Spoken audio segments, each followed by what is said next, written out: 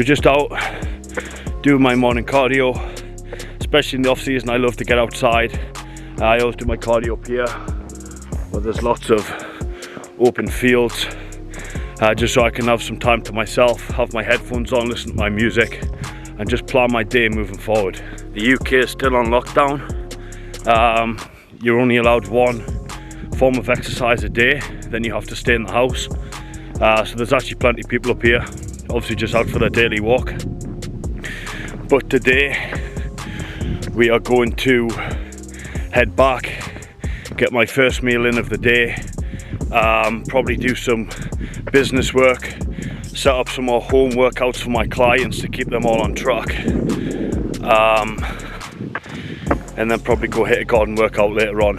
I have very limited equipment, but I'm literally just trying to superset everything, and my aim is to just not fatigue, just to try and get the best pump I can. Doesn't matter what weight you've got, doesn't matter if you've got weights or not, just superset everything. Don't rest, not like you normally would in the gym.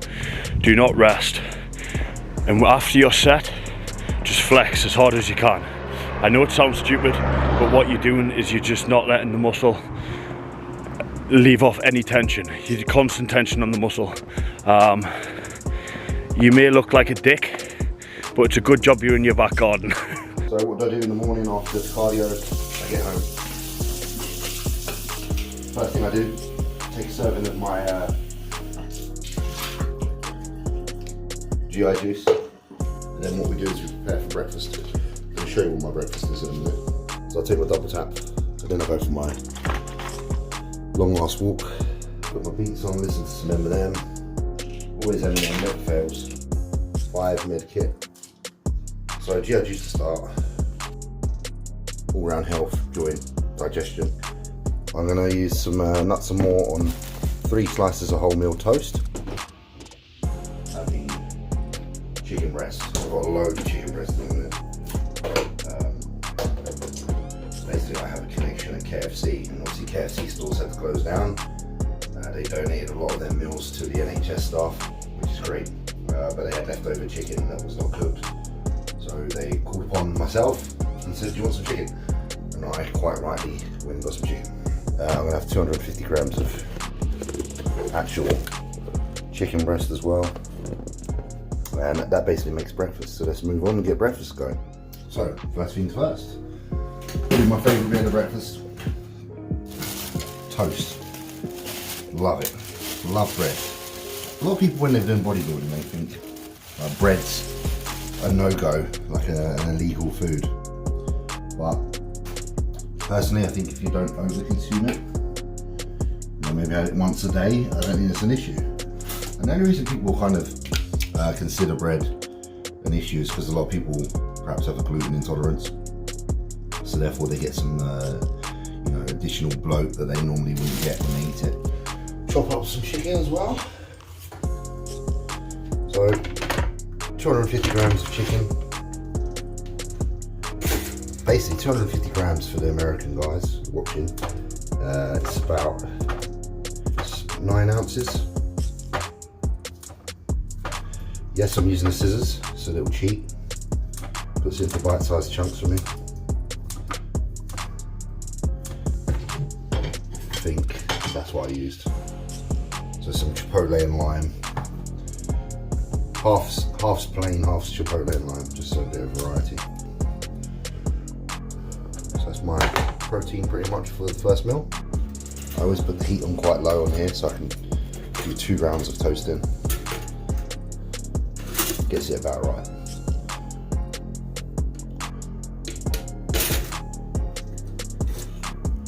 Perfect, golden. One more piece to do.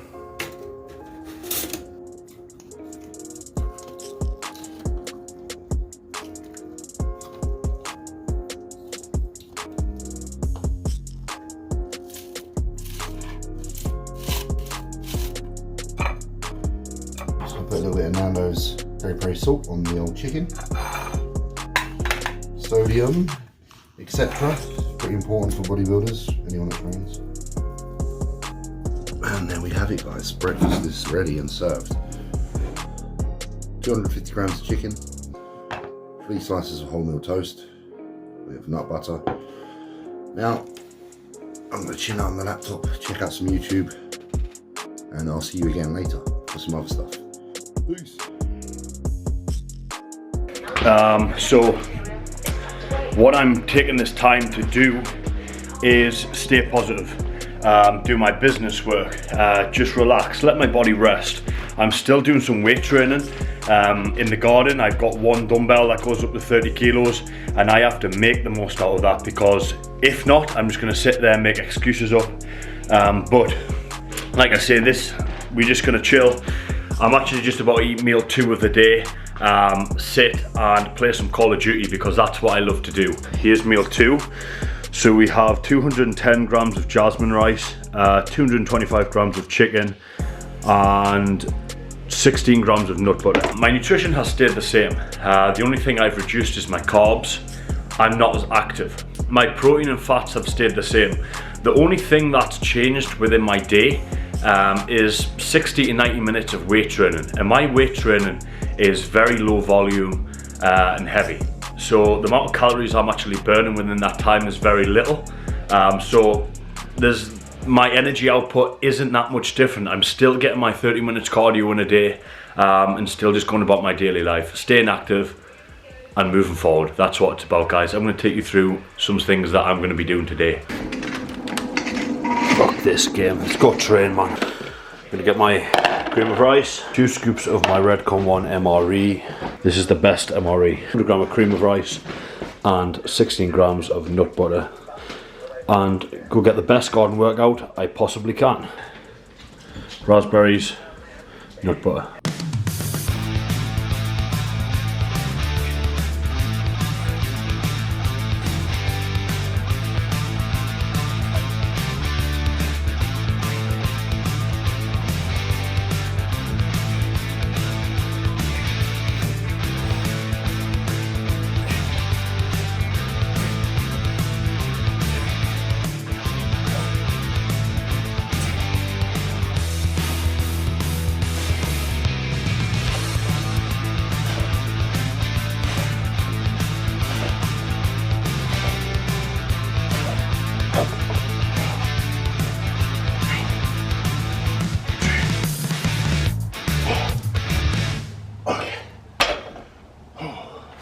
Hey guys, so I wanted to come on here and talk a little bit about how the virus has affected my plans to compete this year. Positive, negative. Obviously there's a lot more important things in life than my bodybuilding and bodybuilding in general. You know, I think we're all very concerned for people's health, people's lives, how it's affecting our day-to-day, our businesses, and our finances. I got a new coach in November. We started a plan, just cleaning up, getting back on track, and then I started dieting in December. The original plan was to compete in March, but after a lot of thought and discussion, we decided to not go for March and then go for a later show in the year. So we're looking at like June, July. There were a few reasons for that. I was struggling in my prep, just because I had quite a long time off. And I'd chosen a show that just seemed like the right thing to do, rather than choosing a show that I was super, super excited about. So I took a step back and realised that actually I was really, really motivated to go over to America and compete. So we chose the June show, continued to prep. So I'd been prepping for 3.5 months. I say prepping, you know, it wasn't, I was training hard, doing cardio, taking my supplements, doing my diet. I was sticking to the plan 100%, but I wasn't on a super low amount of food and a super high amount of cardio. So I wasn't, you know, I wasn't suffering too much. Then beginning of March I started to get a bit poorly, so nothing too serious. Could have been serious, obviously, but I got a chest infection. This chest infection, it lasted 2 weeks, and the other symptoms lasted another 2 weeks. So altogether, I was poorly for just over 4 weeks. And this was around the time that we all found out about the coronavirus.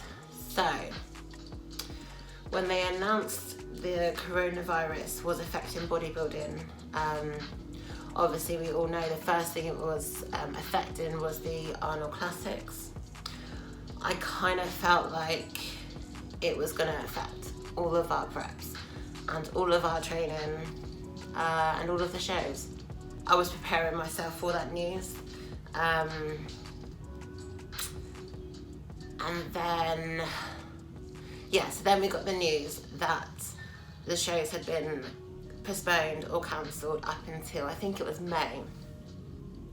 Now, I don't really know where the show stands. I don't know where the show that I chose stands. I'm not really sure. But personally, I decided to take a step back. And not everybody has done that. A lot of people that were in prep and shredded, they've just pushed forward, and I think that's great. I personally decided to take it as an opportunity to step back because I've been so poorly. I thought to myself, I'll keep healthy eating, I'll keep training, I'll keep doing my cardio. I'm just not going to push myself into the ground to get shredded. And then we found out our gym was shut, which was super sad news for everybody. You know, I was sad that the gym was shut because it's a good social. I got a lot of friends down there. Obviously, me and the boys get together and film for Redcon down there. I think I was more relaxed about it than other people because I'd already decided in my mind that I potentially wasn't going to compete when I wanted to, so I took the news very well. And having been so poorly, I thought this is a great opportunity for me to rest. And if anybody knows me, they know I found it super hard to rest when I was poorly. The first week I kept pushing through to the point where I just had to be told to stay at home. And I had to stay at home for over a week, which was super hard, especially when you're on prep and you're really motivated to be in the gym and train and prep and diet. It's been 6 days since the gym shut. 5 days since the gym shut. So it's actually forced me to rest. So it's done me a lot of good personally. In terms of what I'm gonna do next, I'm not really sure what I'm gonna do about training.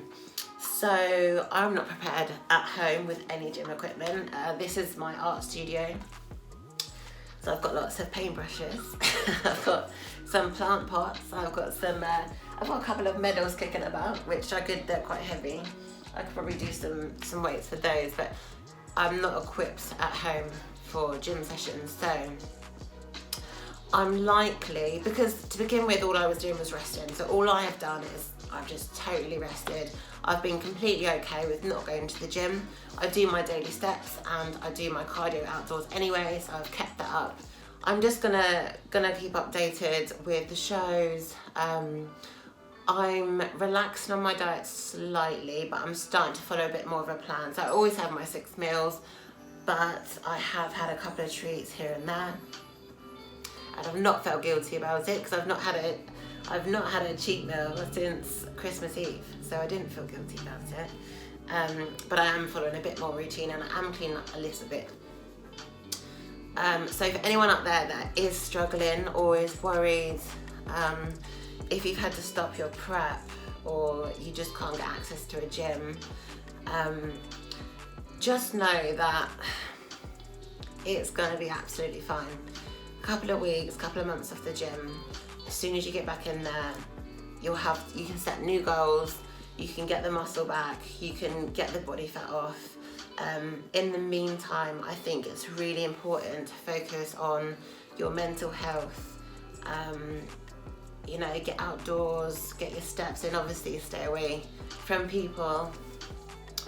But get your steps in, do your cardio. If you can do home workouts, then, you know, get stuck in and do them. I'm definitely going to invest in some sort of equipment for at home. I've been doing a bit of yoga and stretching and just outdoor walks, but I'm definitely going to up my game should this go on for a long time. But if you are worrying, just remind yourself that it'll all be back to normal soon. Do what you can, when you can, as much as you can, and then reach out to people. You know, we're all in the same boat. I know some of the boys have access to a gym, or they've got like weights in their garage, but a lot of us don't have any of that. So reach out to people, talk to people. We're all in the same boat, we're all going through the same thing, and we're all dealing with it differently.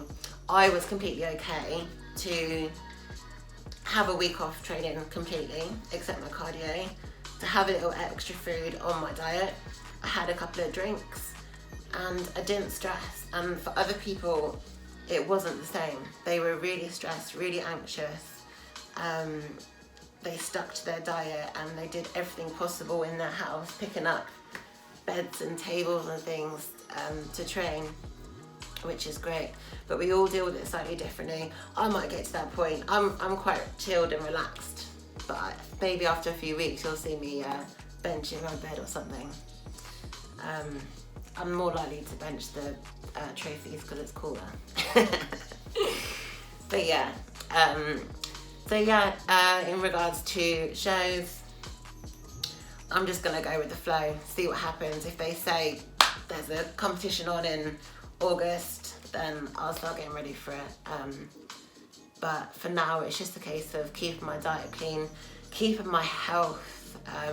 Where I've been so poorly, I'm just on top of my supplements, I'm on top of my sleep, on top of my water intake. I'm getting sunshine. As you can see, I'm quite lucky. I've got a really bright studio, and I get outdoors, and I'm just keeping my stress levels low.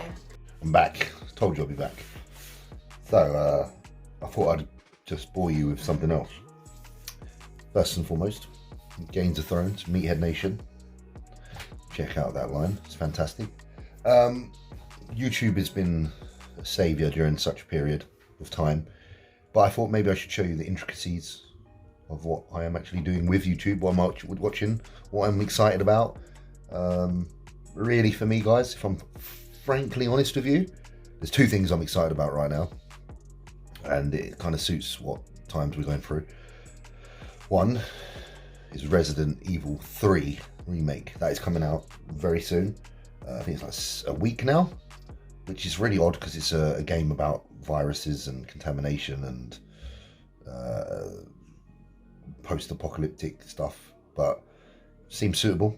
So I thought, yeah, going to get involved. I'm a massive fan of the previous games. If you do know me, then you know I'm a very much a geek when it comes to anything Resident Evil.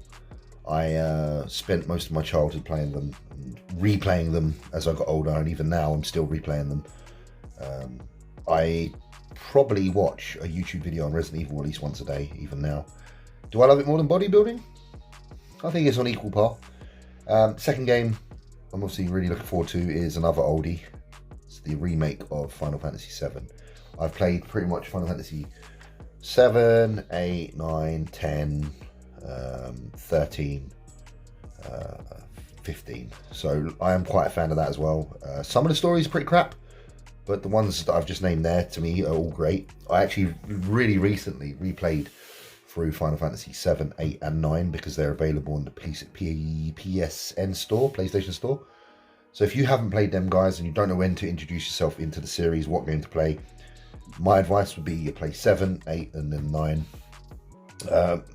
Originally, you know, my mindset was like 7 is the best, but I have to say now that I'm older and I've gone back to them, I actually really enjoyed 9. I found 9 to be just a fantastic game. So if there was one that I told you to play, it'd be Final Fantasy 9.